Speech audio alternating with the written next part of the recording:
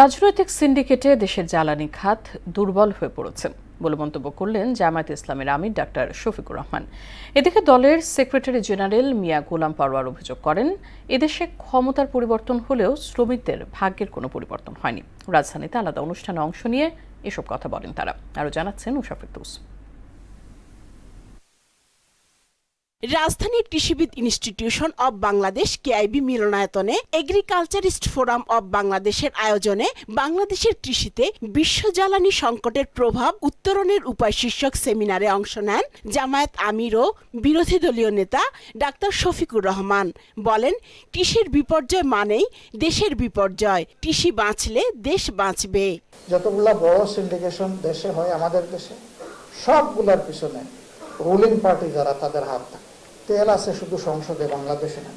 সংসদে যখন incumbent minister কোনো বিবৃতি দেন অথবা সরকারি দলের ট্রেজারি বেঞ্চ থেকে কেউ কথা বলে, তখন মনে হয় যে তেলের উপর বাংলাদেশ ভাসছে। পরে রাজধানী সোহরাওয়ার্দী উদ্যানে শ্রমিক কল্যাণ ফেডারেশনের ত্রিবার্ষিক সম্মেলনে যোগ দেন বিরোধী দলীয় নেতা। বলেন, জনগণের স্বার্থের প্রশ্নে চুল পরিমাণ ছাড় দেবে না বিরোধী দল। জনগণকে সাথে নিয়ে জনগণের মুক্তির আন্দোলন আমরা গড়ে তুলব।